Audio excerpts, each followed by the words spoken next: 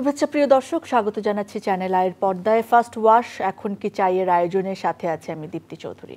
গত পর্বে আমরা কথা বলছিলাম লুটপাট ও অর্থ পাচার নিয়ে। আমরা আলোচনা করেছিলাম রাষ্ট্রীয় অর্থ লুণ্ঠন ও পাচারের বিভিন্ন ক্ষেত্র, পাচারকৃত অর্থের গন্তব্য এবং অর্থ পাচার রোধ এবং পাচারকৃত অর্থ ফিরিয়ে আনার ব্যাপারে রাজনৈতিক সরকারের অনাগ্রহ ও সদিচ্ছার অভাবের কথা বলছিলাম লুটপাট ও দুর্নীতির ভয়াবহতার কিছু বিষয় এবং বাংলাদেশে লুটেরা ব্যবসায়ী অলিগার্কদের উত্থান নিয়ে। দর্শক, আজ দেখবেন আলোচনার দ্বিতীয় পর্ব।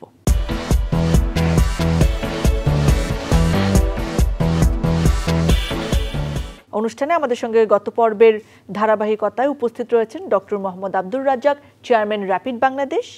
আমাদের সঙ্গে রয়েছেন জনাব Gias Ahmed, chairman American Bangladesh chamber of commerce. আপনাদের দুজনকে আবারও স্বাগত জানাচ্ছি, অনেক ধন্যবাদ আমাদের সময় দেওয়ার জন্য।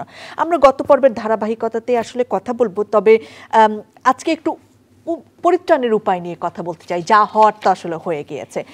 অন্তর্বর্তীকালীন সরকার নতুন দুর্নীতি দমন কমিশন গঠন করেছে এবং অর্থ পাচার রোধের ক্ষেত্রে দুর্নীতি দমন কমিশনকে ভূমিকা রাখতে পারে। ডক্টর আব্দুর রাজ্জাক, আপনাকে দিয়ে শুরু করি। হ্যাঁ, অবশ্যই ভূমিকা রাখতে পারে। কারণ হচ্ছে দুর্নীতির যদি আমরা মাত্রা কমাতে না পারি, টাকা কিন্তু পাচার হবেই।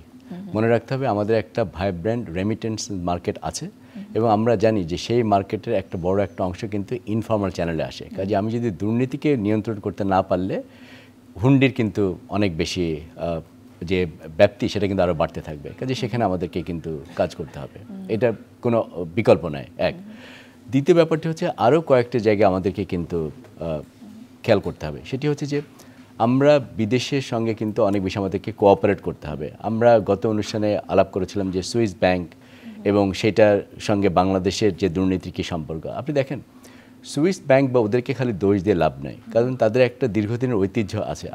আপনাকে বলতে পারি প্রায় 300 বছরের আগে থেকে তারা ঠিক করেছিল সুইজারল্যান্ডের ব্যাংকগুলো যে তারা তাদের যারা আমানত রাখেন তাদেরকে তথ্যপাত্র অন্যদের সঙ্গে শেয়ার না করে সুরক্ষা দিবেন। এটা তাদের নীতি, 300 বছর পুরনো। তারপরে দেখেন 1930-এর দশকে ওই দেশে কিন্তু আইন পাশ করেছিল তারা যে যদি কেউ ব্যাংক থেকে তার আমানতকারীর কোনো ইনফরমেশন অন্যদের সঙ্গে শেয়ার করলে সেটা ক্রিমিনাল অফেন্স সেখানে কিন্তু ছিল। যার ফলে বিভিন্ন দেশ তো এখন সুইস ব্যাংকের কাছে জানতে চাইছে। সেটাই বলতে যাচ্ছি যে ওভার টাইম যেটা হয়েছে আমরা দেখতে পেয়েছি যে গ্লোবালিও কিন্তু এখন অনেক বেশি অ্যাওয়ারনেস তৈরি হয়েছে। ফলে এখানে কিন্তু কতগুলো গুরুত্বপূর্ণ পরিবর্তন হয়েছে, যেটা সুবিধা বাংলাদেশকে নিতে হবে। যেমন 2014 সাল থেকে OECD, যেটা হচ্ছে বড়লোকদের পৃথিবীর সবচেয়ে বড়লোক দেশগুলোর যে organisation for economic cooperation and development, তারা একটা ফ্রেমওয়ার্ক কথা চিন্তা করেছেন এবং তারাও তাদের মতো করে বলার চেষ্টা করেছেন যে এইসব ব্যাপারে আরও অনেক বেশি ট্রান্সপারেন্সি কিন্তু এনশিওর করতে হবে। আমরা দেখেছি যে সুইজারল্যান্ড সেইটার কিন্তু সদস্য হয়েছেন। এটাকে বলা হয়েছে অটোমেটিক এক্সচেঞ্জ অফ ইনফরমেশন, যেটার মাধ্যমে তারা কিন্তু এখন ইনফরমেশন আদান প্রদান করেন। আপনি যদি খেয়াল করেন পৃথিবীতে প্রায় 100-টির অধিক দেশ এই কিন্তু স্বয়ংক্রিয় যে তথ্যপাত্র তার আদান প্রদান করবে সেটা সদস্য হয়েছে। বাংলাদেশ কিন্তু এখনো হয় নাই। 2016 সালে ভারত হয়েছে, কারণ ভারতও জানতার চেষ্টা করেছে যে কি পরিমাণ ভারতীয় তারা সুইস ব্যাংকে টাকা রাখছে এবং সেখান থেকে তারা বোঝার চেষ্টা করেছে। বাংলাদেশ না করার কারণ কি? বাংলাদেশ, আপনি একটু আগে যে আমরা আলোচনা করেছি গত পর্বে, যদি আপনার রাজনীতির সঙ্গে রাজনীতির যারা লেজুরবৃত্তি থাকে, যাদেরকে আপনি সুবিধা দিচ্ছেন তাদের কিন্তু আপনি বাঁচাতে চাইবেন, তাই না? সুতরাং সেগুলো আমরা কিন্তু অত বেশি এখানে মনোনিবেশ করি নাই। এটার বাইরেও কিন্তু আরও কতগুলো প্রক্রিয়া আছে যেটার সঙ্গে আমরা সংযুক্ত হতে পারি। যেমন দেখুন, আরেকটাকে বলা হচ্ছে স্টোলেন অ্যাসেট যে রিকভারি ইনিশিয়েটিভ, যেটা মাধ্যমেও কিন্তু ওয়ার্ল্ড ব্যাংক এবং ইউএন তারা কিন্তু সাহায্য সহযোগিতা দেয় অন্য দেশগুলোকে যেন তারা এই অ্যাসেটগুলোকে ফিরিয়ে আনতে পারে। সেখানে আমরা যদি সক্রিয়ভাবে অংশগ্রহণ করলে আমাদের কিন্তু ক্যাপাসিটি বিল্ডিং হবে, আমরা কিন্তু এগুলোকে ট্র্যাক করতে পারি। সেটা একটা মেকানিজম। আপনি জানেন যে জাতিসংঘের একটা কনভেনশন আছে, UN convention on anti corruption, যেটার মাধ্যমে কিন্তু যদি টাকা দেশের বাইরে চলে যায় আমরা কিন্তু ব্যবস্থা নিতে পারি এবং সেই টাকা কিন্তু ফিরিয়ে আনতে পারি। আপনাকে একটি আমি কংক্রিট এক্সাম্পল দিতে পারি। যেমন মনে করেন যে আমরা এর আগে জানি সানি আবাচা, যিনি অনেক টাকা সরিয়ে নিয়েছিলেন, পরে নাইজেরিয়ার সরকার এবং সুইজারল্যান্ড তারা যেহেতু ওই ইউএনসিএসির কনভেনশনের আওতায় থেকে ওই টাকা কিন্তু তারা নাইজেরিয়াকে ফেরত দিয়েছেন। এরকম কিন্তু একটা দুইটা ঘটনা কিন্তু আছে। এখন আপনি দেখুন যে একটা জিনিস আছে কি, যে কী পরিমাণ স্টোলেন অ্যাসেট রিকভারি করে দেশের মধ্যে আনা যায় সেটারও কিন্তু একটা ওয়েবসাইটের তথ্যপাত্র কিন্তু আছে। হ্যাঁ, এবং সেখানে আমরা দেখতে পাচ্ছি যে প্রায় 1997 সাল থেকে আজ পর্যন্ত $10 বিলিয়ন কিন্তু এরকম অ্যাসেট যেটা বাইরে নিয়ে যাওয়া হয়েছিল সেগুলো কিন্তু ফিরিয়ে নিয়ে আসা হয়েছে। এখন আপনি বলতে পারেন যে পৃথিবীতে এত টাকা পাচার হয়, সেটার মধ্যে থেকে $10 বিলিয়ন তো সামান্য একটা, আর বাংলাদেশে আমরা যত বিলিয়ন ডলারের হিসাব শুনছি, তাহলে এটা কিছু কোনো শক্তিশালী পন্থা কিনা। কিন্তু আমি বলার চেষ্টা করি, দেখেন একটা প্রক্রিয়া আছে। আমাদের সরকার যদি আন্তরিক হয়, আমরা যদি প্রসেসটাকে যদি স্ট্রেনথেন করি, তাহলে কিন্তু এই প্রক্রিয়ার মাধ্যমে থেকে বাংলাদেশ কিন্তু সুবিধা লাভ করতে পারবে। একটি কথা না বলে খানিকটা হয়তো মিসআন্ডারস্ট্যান্ডিং থেকে যাবে। দেখুন, এই যে টাকা পয়সা বিদেশ থেকে ফেরায় আনার ক্ষেত্রে যদি আমার তথ্যপত্র ঠিক না থাকে এবং তথ্যপত্র আমি কোন প্রক্রিয়ায় সংগ্রহ করছি এটা যদি বৈধতা না থাকে, তাহলে কিন্তু সেই ক্ষেত্রে সমস্যা হতে পারে। মনে করুন আপনি বিদেশের কোনো সংস্থাকে বলছেন যে আপনি তথ্য অর্জন করেছেন যে দুর্নীতি হয়েছে এবং সেই দুর্নীতি টাকা বাইরে নিয়ে যাওয়া হয়েছে। আপনি যদি বলেন যে কীভাবে এই তথ্য আপনি জেনেছেন, বলেন যে আমি ফোনে আড়ি পেতে এই তথ্য জেনেছি বা রিমান্ডে নিয়ে যে টর্চার করে এসে তথ্য নিয়েছে, তখন কিন্তু আপনার ক্রেডিবিলিটি থাকবে না এবং বিদেশি কোনো সংস্থা আপনার সঙ্গে কাজ করতে অপারগতা প্রকাশ করবে। কাজে কী পদ্ধতিতে আমি তথ্য আদায় করছি বা নেওয়ার চেষ্টা করছি, এটা কিন্তু অত্যন্ত গুরুত্বপূর্ণ। এই কারণে আমরা বলি, কিভাবে জানা যেতে পারে তাহলে রিমান্ডে নেওয়া ছাড়া? না, অনেক সময় দেখুন, একটা হচ্ছে যে রিমান্ডে নিলেও আপনাকে একটা কালচার তৈরি করতে হবে। জিজ্ঞাসাবাদ করতে পারে, কিন্তু সেই জিজ্ঞাসাবাদের সঙ্গে কি টর্চার রিলেটেড, তাহলে আপনাকে একটা ক্রেডিবল একটা আইন শৃঙ্খলা রক্ষা বাহিনী তৈরি করতে হবে, যেখানে জিজ্ঞাসাবাদের প্রক্রিয়াটা হবে ট্রান্সপারেন্ট, যেখানে জিজ্ঞাসাবাদের প্রক্রিয়ার সঙ্গে টর্চার ইনভলভ থাকবে না। হ্যাঁ, আড়ি পাতা বাংলাদেশে এটা অনেকটা শিল্পে পরিণত হয়েছে। আমরা দেখেছি যে কার না কার টেলিফোনে বলেন আড়ি পাতা হয় নাই। হ্যাঁ, বিশেষ করে গত সরকারের সময়। এরকম যদি একটা কালচার যদি আমরা তৈরি করি, কৃষ্টি তৈরি করি, তাহলে কিন্তু বিদেশে আমরা যে এভিডেন্সগুলো দেবো সেই এভিডেন্সগুলো কিন্তু তারা গ্রহণ করবে না। সেখান থেকে আমাদের বেরিয়ে আসতে হবে। পৃথিবী পরিবর্তন হচ্ছে। আমরা দেখেছি যে ইউনাইটেড কিংডম তারা নতুন আইন করেছে, যে আইনে তারা বলছে বিদেশিরা যদি তাদের দেশে কোনো সম্পত্তি কিনতে চায়, আগে করতো তারা শেল কোম্পানি খুলতো, মানে এবং সেই শেল কোম্পানিতে বলা থাকলো আপনি যদি কোম্পানির মাধ্যমে ঘরবাড়ি কেনেন, তাহলে ওই কোম্পানির কারা বেনিফিশিয়ারি এটা কেউ জানতে পারবে না। কিন্তু সেই আইন তারা সংশোধন করেছে। তারা এখন বলেছে এরকম কোম্পানির মাধ্যমে যারা বাড়ি কিনবে সেই কোম্পানির বেনিফিশিয়ারি কিন্তু লিস্ট তাদের সঙ্গে থাকবে এবং তারা এটা প্রকাশ করবে। সেখানে আমরা উন্নতি দেখেছি। আমরা দেখেছি ইউরোপিয়ান ইউনিয়ন একই রকম পদ্ধতি নিয়েছে। তারা আর ওই শেল কোম্পানির মাধ্যমে কোনো কিছু করে আপনি যে আত্মগোপন করে থাকবেন সেটা পারবেন না। কাজে আমি বলি যে পৃথিবীব্যাপী বড় মাত্রার পরিবর্তন হয়েছে। আমাদের লাগবে রাজনৈতিক সদিচ্ছা।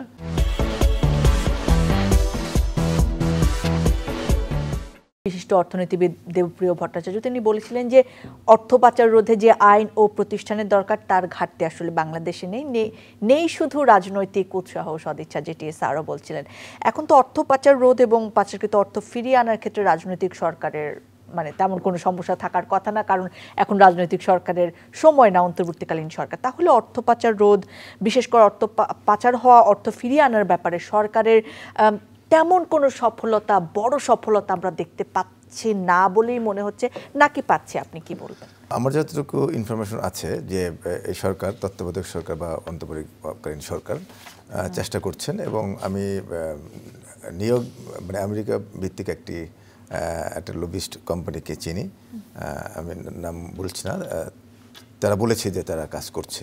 তো সেক্ষেত্রে মানে কাজ হচ্ছে, এবং দুর্নীতি রোধের যে পূর্ব শর্ত হলো একটি সরকারের যে প্রধান, যে মানে সে প্রধান একজন ব্যক্তি কিন্তু যদি সৎ হন এবং চান যে দেশের কোনো দুর্নীতি হবে না, আপনার একজন ব্যক্তি পারে যদি সে হয়। যেমন ফর এক্সাম্পল জিয়া রহমান সাহেবের একটা উদাহরণ দিই আমি। আমাদেরই বড় ভাই, সিনিয়র একজন বড় ভাই, ওই সময় জিয়া রহমান সাহেব বিদেশে নিয়ে যেতেন স্টুডেন্টদেরকে, ভালো ভালো স্টুডেন্টদেরকে নিয়ে যেতেন।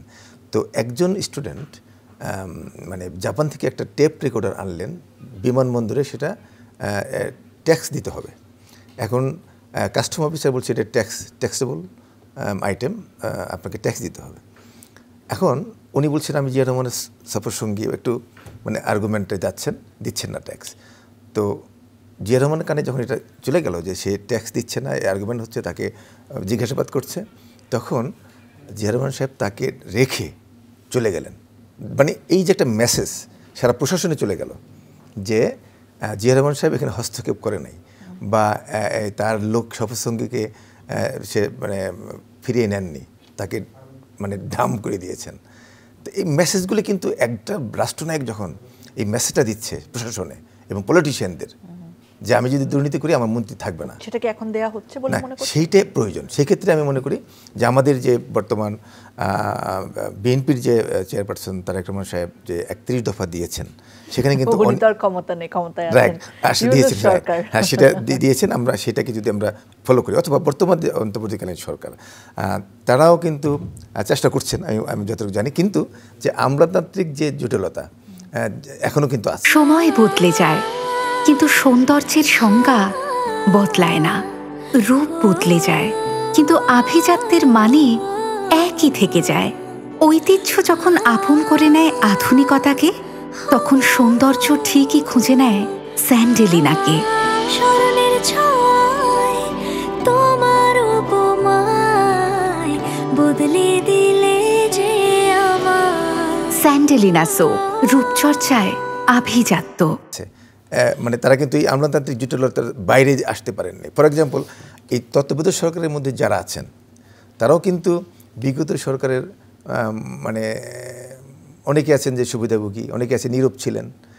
এখন একটা বিপ্লবী সরকারের হতে হলে মানে ওই ধরনের যারা নাকি সাফারার, এটা তো বিপ্লবী সরকার না, রাইট, সেটাই কিন্তু, এবং বা অন্তর্বর্তীকালীন সরকার বলেন সেই ধরনের লোক কিন্তু একমাত্র আমি বলবো যে হ্যাঁ, ডক্টর ইউনূস সাহেব তিনি সাফারার, তিনি অনেক মানে বিগত সরকারের সময় তিনি অনেক টর্চার হয়েছে, তার অত্যাচার সে সহ্য করেছেন, বা বিদেশে তার একটা ভাবমূর্তি আছে, সারা বিশ্বে তার একটা ভাবমূর্তি, সে ইচ্ছা করলে পারেন। কিন্তু তার আশেপাশে কিন্তু অনেকে আছেন, কতটুকু পারবেন জানি না, বাট আমরা আশাবাদী, আমরা চাই এই সরকারটা করবে, এই সরকার মানে টাকা ফিরিয়ে আনবে এবং সংস্কার করবে। এটা একটা মানে তর্কের জায়গায় আসতে পারে যে শুধুমাত্র সাফারাররাই হবেন নাকি যোগ্য মানুষ আসলে নেতৃত্বে যাবেন। সেক্ষেত্রে আপনি একটু মূল্যায়ন করেন তো যে আমাদের যে অর্থ উপদেষ্টা রয়েছেন বা এই সংক্রান্ত যারা মন্ত্রণালয় চালাচ্ছেন তারা আসলে কেমন মুনশিয়ানা দেখাচ্ছেন কাজের ক্ষেত্রে। বাংলাদেশে যদি সংস্কারের কথা বলা হয়, বাংলাদেশের যারা নাকি এই দেশে বড় হয়েছে, এই অনিয়মের মধ্যে যারা বড় হয়েছে, এই দুর্নীতির মধ্যে যারা বড় হয়েছে, তাদের চোখ দিয়ে কতটুকু সংস্কার মানে মানে তারা করতে পারবেন। আমি মনে করি যে প্রবাসে আজকে 2 কোটি প্রবাসী আছেন, এবং অনেক আমাদের এই ডক্টর রাজ্জাক সাহেবের মতো অনেকে কিন্তু বিদেশে স্কলারশিপ নিয়ে যাচ্ছেন, লেখাপড়া করতে যাচ্ছেন, বা আমাদের মতো যারা যাচ্ছেন অনেক আগে লেখাপড়া করেছেন বিদেশে। এই সমস্ত এক্সপার্ট লোকদেরকে কিন্তু আমাদের মানে এই সরকার, কোনো সরকারই মানে তাদেরকে আহ্বান জানান না বাংলাদেশকে গড়বার জন্য, বাংলাদেশকে মানে কন্ট্রিবিউশন করবার জন্য। অথচ আমেরিকা দেখেন একটা সুপার পাওয়ার, সেই আমেরিকার মতো দেশ বিদেশ থেকে এক্সপার্টদেরকে ডেকে এনে সিটিজেনশিপ দিচ্ছে, গ্রিন কার্ড দিচ্ছে। আমি 20 বছর আগে একবার ইলেকশন করেছিলাম নিউ ইয়র্ক স্টেট সিনেটে, এবং সেখানে আমাকে কোশ্চেন করা হয় নাই যে আপনি কি বাংলাদেশের নাগরিকত্ব আপনি কি ক্যান্সেল করেছেন না, ডুয়েল সিটিজেনশিপ আছে কিনা, এই ধরনের কোনো কোশ্চেন নাই। দ্যাট মিন তারা এটাকে ওপেন করে বিদেশিদেরকে নিয়ে আসছে। এবং আমাদের বর্তমান কংগ্রেসে মানে 35 জন কংগ্রেসম্যান এবং সিনেটর যাদের ডুয়েল সিটিজেন আছে, বিদেশি নাগরিক প্লাস আমেরিকান নাগরিক। তো অর্থাৎ আমি বলতে চাচ্ছি যে বর্তমান অন্তর্বর্তীকালীন সরকার প্রবাসীদের যারা এক্সপার্ট তাদেরকে যদি আমন্ত্রণ না জানান, তাদেরকে যদি আহ্বান না যে এই সংস্কারের মধ্যে সংযুক্ত না করেন, তাহলে আমি মনে করি করছেন না এবং করা উচিত। অনেক ধন্যবাদ ডক্টর আব্দুর রাজ্জাক। সে জায়গায় আপনার কাছেও আসতে চাই। আমরা তো মোটামুটি একটা তীব্র আকাঙ্ক্ষায় যে একটা সময় আমরা পেয়েছি, সেখানকার প্রায় 5 মাস হতে চলল অন্তর্বর্তীকালীন সরকারের, এবং যে পরিমাণ দুর্নীতির কথা প্রকাশিত হচ্ছে সেই জায়গায় আপনার কি মনে হয় যে আরও শক্তভাবে হাল ধরা উচিত ছিল? এবং যেমনটি বলছিলেন জনাব গিয়াস আহমেদ যে যোগ্য মানুষকে আরও যোগ্য জায়গায় নেওয়া উচিত ছিল কিনা, যেটার একটু খামতি আছে, আপনি কি মনে করেন? আমি বলবো যে দেখুন, এই অন্তর্বর্তীকালীন সরকার তারা 4.5 মাস যে পার করেছেন, এইটা আসলে যে খুব বেশি সময় সেটা কিন্তু না। যে পরিমাণ আমাদের ক্রাইসিস ছিল ইকোনমিতে এবং যে পরিমাণ দুর্নীতি হয়েছে, সেটা আপনি 4-5 মাস কেন 1 বছর 2 বছরের মধ্যে আপনি আসলে তেমন কিছু করতে পারবেন না, ফ্র্যাঙ্কলি স্পিকিং। কিন্তু আমার কাছে মনে হয় যে কতগুলো জায়গায় ওনারা দৃষ্টান্ত স্থাপন করতে পারেন, এবং সেই সময়টা কিন্তু ওনাদের সামনে এখনও আছে, একদম শেষ হয়ে যায়নি। ওনারা কাজ শুরু করেছেন। বাংলাদেশ ব্যাংক আপনি জানেন যে একটা কমিশন করেছেন, যেটার মাধ্যমে তথ্যপত্র অর্জন করে ওনারা চেষ্টা করছেন যে বিদেশি যারা সংস্থা আছে তাদের সঙ্গে কাজ করে কিছু স্টোলেন অ্যাসেট ফেরত আনা যায় কিনা, সেই প্রক্রিয়াটাকে আমাদের কিন্তু কন্টিনিউ করতে হবে। দেখুন, আমি বলবো যে জায়গাটা আমাদের কাজ করতে হবে, এবং সেটা এই অন্তর্বর্তীকালীন সরকার এই ধারণাটাকে একটা ভালো জায়গায় নিয়ে যে প্রয়োগ করে দেখাতে পারেন, এবং এক্সাম্পল রেখে গেলে পরের যারা রাজনৈতিক সরকার আসবেন তারা যদি অনুসরণ করে তাহলে কিন্তু এটা কাজ করবে। সেগুলো কি? 4টা স্টেপ মনে রাখতে হবে। আমি মনে করি কংক্রিটলি এটা হচ্ছে পৃথিবীতে বিভিন্নভাবে যে কাজগুলো করা হয়েছে সেটা থেকে যদি আমি সামারি করতে পারি, ওই সব দেশগুলোয় তারাই সবচেয়ে বেশি সফল হয়েছে দুর্নীতি দমনের ক্ষেত্রে, যে দেশে 1 নম্বর সবচেয়ে উঁচু পর্যায়ের যদি রাজনৈতিক কমিটমেন্ট থাকে। এটা আমাদের ভাই বলেছেন, যদি প্রধান ব্যক্তি মনে করেন যে বাংলাদেশে দুর্নীতি হবে না, দুর্নীতি করা খুব কঠিন হয়ে যাবে, এই ব্যাপারে কিন্তু কোনো সন্দেহ নেই, 1 নম্বর। দ্বিতীয় হচ্ছে আমাদেরকে করতে হবে যে এই যে প্রক্রিয়াটা, এটার সঙ্গে যে কোনো পলিটিক্যাল অ্যালাইনমেন্ট না থাকে। তার মানে এখন যারা ক্ষমতা আছেন, পরে যদি বিএনপি ক্ষমতায় আসেন, তারা যদি মনে করেন যে না আমি খালি দুর্নীতি ধরবো আওয়ামী লীগের আর আমার পার্টিতে কিছু করব না, তাহলে কিন্তু এটাও হবে না।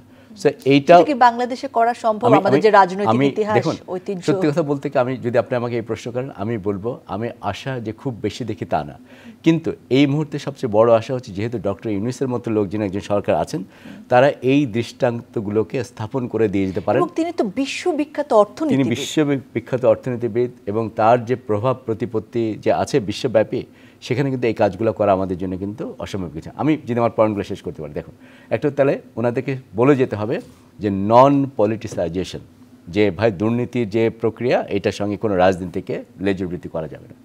তারপর হচ্ছে কি, দেখুন, পলিটিশিয়ানদের কিন্তু রেডি থাকতে হবে, প্রস্তুত থাকতে হবে যে তারা বাংলাদেশের জন্য দৃষ্টান্ত স্থাপন করবেন। তার মানে এরপরে যদি রাজনীতি সরকার আসবে, তাদেরকে মেনে নিতে হবে যে তার পার্টিরও যদি কেউ দুর্নীতি করে, তার জন্য সুষ্ঠু প্রক্রিয়ায় বিচার হয় এবং যেন শাস্তি হয়। এই 3টা জিনিস যদি হয়, তারপরে আসবে হচ্ছে স্ট্রং ইনস্টিটিউশনসের প্রশ্ন। যে ইনস্টিটিউশন থাকবে, আমাদের যে অ্যান্টি কারাপশন কমিশন আছে, তারা স্বাধীনভাবে কাজ করতে পারবে কিনা, তাদের যথেষ্ট পরিমাণ লোকবল আছে কিনা, তাদেরকে আমি যথেষ্টভাবে সম্পদ দিচ্ছি কিনা যেন এগুলো তারা সঠিকভাবে দুর্নীতি করতে পারে না। এই 4টা জিনিস অঙ্গাঙ্গিভাবে জড়িত। আমি যদি একটাকে বাদ দিয়ে আরেকটা করতে চাই, এটা কিন্তু হবে না। আমার প্রত্যাশা হচ্ছে এই অন্তর্বর্তীকালীন সরকারের কাছে যে এই প্রক্রিয়াগুলোকে ওনারা যদি এস্টাবলিশ করতে পারেন, ওনারা যদি আরও যদি ডায়ালগ করেন, ওনারা যদি আরও যদি অ্যাওয়ারনেস বিল্ড করেন, সেখানে পলিটিশিয়ানরা থাকবে, সেখানে সমাজের সর্বস্তরের লোকজন থাকবে, একটা কংক্রিট রূপরেখা দেওয়া যে আমরা কিভাবে দুর্নীতি দমন করতে চাই। এবং এটা একটা লং টার্ম প্রসেস, এটা 1 বছর 2 বছরের কাজ না, এটা হয়তো কয়েক দশকের কাজ, কিন্তু আমাদের সেই প্রক্রিয়াটা শুরু করতে হবে।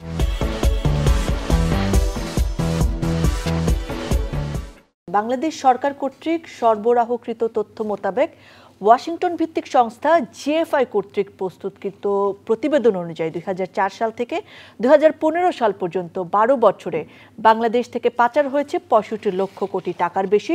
2015 সালের পর বাংলাদেশ এই বিষয়ে আর কোনো তথ্য প্রদান করেনি। ওই 12 বছরে বছর ভিত্তিক পাচার হওয়া অর্থের পরিমাণ এরকম: 2004 সালে 28,475 কোটি, 2005 সালে 36,210 কোটি, 2006 সালে 28,730 কোটি, 2007 সালে 34,765 কোটি, 2008 সালে 54,740 কোটি, 2009 সালে 52,105 কোটি, 2010 সালে 45,985 কোটি, 2011 সালে 50,320 কোটি, 2012 সালে 61,455 কোটি, 2013 সালে 82,110 কোটি, 2014 সালে 77,435 কোটি, 2015 সালে 98,515 কোটি। মানে বলতেও আসলে এমন মনে হচ্ছে কি বলছি, সংখ্যা আসলে কয়টা শূন্য হবে হয়তো আমি গুনতে পারবো না। সো এই যখন অবস্থা, সেই জায়গায় আসলে ট্রান্সপারেন্সি তো আসলে খুব গুরুত্বপূর্ণ একটা ব্যাপার, কারণ এই যে অর্থ পাচার হয়েছে, আমরা দেখেছি যে উন্নয়ন প্রকল্পগুলো তার একটা বড় জায়গা ছিল। সো সেই জায়গায় একটু বলবেন জনাব গিয়াস আহমেদ, আমরা আসলে ট্রান্সপারেন্সি কিভাবে নির্ণয় করতে পারি? সেটার সঙ্গে নিশ্চয়ই আইন শৃঙ্খলা বাহিনী থেকে শুরু করে দুর্নীতি দমন কমিশন সব কিছু নিয়ে জড়িত আছে, কি বলবেন? আমাদের ডক্টর রাজ্জাক সাহেব বলেছিলেন যে সুইস ব্যাংকের অন্যান্য দেশগুলি যারা প্রতিবেদন চাচ্ছে, কিন্তু বাংলাদেশ ব্যাংক চাচ্ছে না। মানে এই যে ইন্টেনশনালি যে দুর্নীতিটা করেছে, আপনার সরকারের প্রধান বা সরকারের চারদিকে সকলেই যদি এই নেটওয়ার্কের মধ্যে একটা সিন্ডিকেটের মাধ্যমে যখন চুরি করে, তো সেই চুরি করার আপনি কিভাবে বন্ধ করবেন এবং কিভাবে এটা আপনি কন্ট্রোল করবেন? তো সেই ক্ষেত্রে আমি মনে করি যে চুরি হবার হয়েছে, এখন এই দৃষ্টান্তমূলক যদি শাস্তির ব্যবস্থা না করা হয়, আপনার এই অন্তর্বর্তীকালীন সরকার যদি এটাকে একটা গুরুত্ব দেওয়া হয় যে হ্যাঁ, আমাদের যারাই দুর্নীতি করেছে এবং শেখ হাসিনাকে সহ সকলকে আইনের আওতায় আনা হবে এবং বিচারের কাঠগড়ায় দাঁড়াতে হবে, তাহলে কিন্তু পরবর্তীকালে যে সরকারে আসুক না কেন, এই সিস্টেমটা যদি চালু থাকে, যে দেখেন হাজার হাজার কোটি টাকার মালিক হয়ে যদি আজকে সে করে আমাকে পালাতে গিয়ে ধরতে হয় দরবেশের মতো, তাহলে এই টাকার কি আর মূল্য আছে? হ্যাঁ, তো এই উদাহরণটা যদি আমরা এই সরকার যদি করে যে চুরি যেই করুক না কেন তার একটা বিচার হবে, সেই অতএব যাতে এই টাকা চুরি করবার যে বিভিন্ন এভিনিউগুলি আছে সেই এভিনিউগুলি আমরা বিভিন্ন সূত্র থেকে জানতে পারি যে যেসব দেশে অর্থ পাচার হয়েছে বলে জানা যাচ্ছে সেসব দেশের সরকারের কাছে আমাদের সরকার চিঠি লিখছেন এবং তারা যেন পাচারকৃত অর্থকে ফ্রিজ করে রাখেন। এরকম চিঠি কি আসলে কোনো কাজে দেয় বা কাজে দেয়? হ্যাঁ, দিচ্ছে। অনেক ইতিহাস আছে যে টাকা ফেরত এনেছে। আর যেহেতু আমি মনে করি ডক্টর ইউনূস সাহেবের সাথে আমেরিকার একটা সম্পর্ক আছে, এবং আমেরিকা যদি হেল্প করে তাহলে সিঙ্গাপুরের হেল্প করবে, মালয়েশিয়া হেল্প করবে, ব্রিটিশ হেল্প করবে। তো সেক্ষেত্রে আমেরিকা একটা ভেরি ইম্পর্টেন্ট একটা এখন দেশ। সেই দেশের সাথে আমাদের ডক্টর ইউনূস সাহেবের সাথে একটা ভালো সম্পর্ক আছে, এবং আমি যতটুকু কথা বলেছি একটা লবিস্ট ফার্মের সাথে আমার যোগাযোগ আছে, তিনি বলেছেন কাজ করছেন এবং এই সরকার তাদেরকে হায়ার করেছে। তো আমি আশাবাদী যে টাকা আসবে, কারণ যে টাকাগুলি গিয়েছে এগুলো অনেক লো ফল্ট আছে। টাকাগুলি যেটা আপনি বলেছেন টর্চার করে স্বীকারোক্তি করার প্রয়োজন নেই। টাকা যে চলে গিয়েছে, দুর্নীতি হয়েছে, এটাকে দিবালোকের মতো সত্য। ডক্টর আব্দুর রাজ্জাক, আপনার এই কথাটি শুনে আসলে শেষ করব। এই যে বিপুল পরিমাণ টাকা, সেটা ফেরত আনার জন্য কতটা সময় আসলে মিনিমাম লাগতে পারে? কারণ আমরা অনেকেই হতাশ, ভাবছি যে কেন টাকা চলে আসছে না, সব জানি যেহেতু টাকা চলে গেছে। সো কতটা সময় আসলে মিনিমাম দরকার আমাদের, বা সেটার জন্য যথেষ্ট পদক্ষেপ আমরা নিচ্ছি কিনা? আমার উত্তর বোধহয় আপনার হতাশার মাত্রা বাড়াবে, তবু আমি বলি যে দেখুন, সময় লাগবে এই কারণে আমরা যখন দুটো দেশের সঙ্গে আমাদেরকে তথ্য আদান প্রদান করতে হয়, মনে রাখতে হবে দুটো দেশের আইন কাঠামো আলাদা, এবং সেখানেও কিন্তু ইন্ডিপেন্ডেন্টলি এগুলোকে ভেরিফাইড করতে হয়, সেটা একটা বিষয় আছে। তারপর হচ্ছে দেখুন, আমাদের যে ইনস্টিটিউশনাল যে ক্যাপাসিটি, এটা কিন্তু খুবই কম। আজকে আমাদের গভর্নর মহোদয় যাই বলুক, কিন্তু বুঝতে হবে আসলে বাংলাদেশ ব্যাংকের কি ওইরকম ক্যাপাসিটি আছে, আসলে কি দুর্নীতি দমন কমিশনের কি সেই ক্যাপাসিটি আছে? বিদেশে যে পরিমাণ তথ্যপত্র লাগে এবং যেগুলো গ্রহণযোগ্য বলে বিবেচনা করা হয় সেগুলো কতখানি সুনির্দিষ্ট, সেগুলো আমাদেরকে দেওয়ার সক্ষমতা আমাদের আছে কিনা। ওভার টাইম যেটা হয়েছে আপনি জানেন, কর্তৃত্ববাদী সরকার থাকলে প্রত্যেকটা ইনস্টিটিউশনের কিন্তু তখন তাদের সক্ষমতার মাত্রা কমে যায়। সেটা আপনি ডেটা যারা তৈরি করে, বাংলাদেশ ব্যুরো অফ স্ট্যাটিস্টিক্স বলেন, বাংলাদেশ ব্যাংক বলেন, ইউ নেম এনি ইনস্টিটিউশন, তাদের কিন্তু একটা বড় মাত্রার ঘাটতি তৈরি হয়েছে। কাজে সেই ঘাটতির দিকে আমাদের কিন্তু তাকাতে হবে। কিন্তু সবচেয়ে যেটা মূল্যবান জিনিস, এই প্রয়াসটাকে কিন্তু আমাদের কন্টিনিউ করতে হবে। সারাদিন ল্যাপটপ, ফোন আর অফিসের কাজ। আমি চললাম, তুমি থাকো তোমার কাজ নিয়ে। হয়তো তোমারই জন্য হয়েছি যে প্রেমে বন্য। আমাদের মধ্যে এখনো প্রেম আছে, জানি তুমি অনন্য, তাই শুধু তোমাকেই চাই। জীবনের প্রতিটি মুহূর্ত হয়ে উঠুক স্পেশাল। ত্বকের যত্নে রোজ অয়েল এক্সট্রাক্ট এবং ময়শ্চারাইজার সমৃদ্ধ তিব্বত পমেড।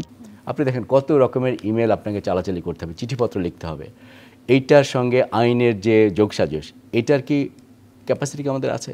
কিন্তু আমি বলবো এটা দীর্ঘমেয়াদী প্রক্রিয়া। কিন্তু আপনার দর্শকদের জন্য আমি কতগুলো আশার কথা বলতে চাই। নাম্বার 1, যদি আমরা এমন একটা প্রক্রিয়া তৈরি করতে পারি যে প্রক্রিয়া ট্রান্সপারেন্ট এবং যার মাধ্যমে যে তথ্যপত্রগুলো দেওয়া হবে সেই তথ্যপত্রগুলো যথেষ্ট মাত্রায় সুনির্দিষ্ট, তাহলে কিন্তু এই প্রক্রিয়ার ভালো ফলাফল আমরা পেতে পারি। এটা হচ্ছে 1 নম্বর। দ্বিতীয় হচ্ছে, অনেক দেশ এখন কিন্তু আমাদেরকে সাহায্য করতে যাচ্ছে আমাদের ক্যাপাসিটি বিল্ড করার জন্য, যে দুর্নীতি কিভাবে কমানো যায়, দুর্নীতি টাকা কোথায় যায় সেটাকে ট্র্যাক করা এবং সেটাকে ফিরিয়ে আনার ক্ষেত্রে আমি বলবো বাংলাদেশের উচিত অনতি বিলম্বে তারা যেন ওই অটোমেটিক যে ইনফরমেশন এক্সচেঞ্জ করা যায় এই যে ফ্রেমওয়ার্ক, সেটা যেন মেম্বার হয় এবং সেটার মাধ্যমে যেন সুবিধা লাভ করতে পারি। এটা আরেকটি জায়গা আছে যেখানে আপনাকে ক্যাপাসিটি ডেভেলপ করার সহযোগিতা করা হয়। ওয়ার্ল্ড ব্যাংকের প্রজেক্ট আছে, যেটা আমরা বলি স্টার, মানে স্টোলেন অ্যাসেট রিকভারি ইনিশিয়েটিভ। এটার মাধ্যমে ওয়ার্ল্ড ব্যাংক এবং ইউএন তারা পৃথিবীর বিভিন্ন দেশে কিন্তু ক্যাপাসিটি বিল্ডিং সহযোগিতা করেন, আমাদের কিন্তু সেটা নিতে হবে। তারপরে দেখেন ওইসিটি তারা একটা ইনিশিয়েটিভ চালু করেছে, সেটাকে তারা বলছে ট্যাক্স ইন্সপেক্টরস বিয়ন্ড বাউন্ডারিজ, মানে তারা পৃথিবীর বিভিন্ন দেশের সঙ্গে কাজ করবে এবং সেখানে তারা ট্যাক্স ইন্সপেকশন করতে সহায়তা করবে, যে কে কর ফাঁকি দিচ্ছে, কিভাবে টাকা বাইরে নিয়ে যাওয়া হচ্ছে, এগুলো সবের আওতায় কিন্তু বাংলাদেশ সরকার চাইলে সাহায্য পেতে পারে। তার থেকে বড় কথা যেটা ভাই একটু আগে বলেছেন, সেটা যদি আমাদের এখানে একটা আশাবাদী করেন যে আসলে পরের সরকার যারা আসবেন তারা দুর্নীতি দমন করতে সক্রিয় থাকবেন। দুর্নীতি দমন করার সবচাইতে ভালো উপায় আমি আপনাকে বলবো, সর্বোচ্চ পর্যায়ে যিনি ব্যক্তি আছেন তার যদি কমিটমেন্ট থাকে, তাকে দৃষ্টান্ত স্থাপন করতে হবে এবং দুর্নীতি প্রক্রিয়ার সঙ্গে রাজনীতিকরণকে এক করা যাবে না। এই 3টা কন্ডিশন যদি ফুলফিল করা যায়, আমাদের লাগবে প্রাতিষ্ঠানিক সক্ষমতা তৈরি করা। এই 4টা বস্তু এক হলে বাংলাদেশে আমরা দুর্নীতি অনেকাংশে কমিয়ে আনতে পারবো, টাকা ফিরিয়ে আনতে পারবো। অনেক অনেক ধন্যবাদ আপনাদের দুজনকে আমাদের সময় দেওয়ার জন্য। ধন্যবাদ জানাচ্ছি প্রিয় দর্শক, আপনারা যারা সঙ্গে ছিলেন। আমাদের অনেকগুলো বিষয় নিয়ে আসলে কথা হলো আমাদের, তবে হতাশার মাঝখানেও আমরা আশা রাখতে চাই যে আমরা আমাদের প্রাতিষ্ঠানিক সক্ষমতা বাড়াবো, আমাদের যে টাকা পাচার হয়ে গেছে সেগুলো আস্তে আস্তে ফিরিয়ে আনার পদক্ষেপ গ্রহণ করব এবং আর যাতে এরকম অর্থ পাচার না হয়, আমার দেশের টাকা যেন অন্য কোথাও চলে না যায়, সেই ব্যবস্থাটি গ্রহণ করা হবে অন্তর্বর্তীকালীন সরকারের পক্ষ থেকে, এবং পরবর্তীতে যে রাজনৈতিক সরকার আসবেন তারাও সেই ধারাবাহিকতা বজায় রাখবেন, সেটাই আমাদের প্রত্যাশা। সকলে ভালো থাকুন, সুস্থ থাকুন, আবার দেখা হবে, আবার কথা হবে।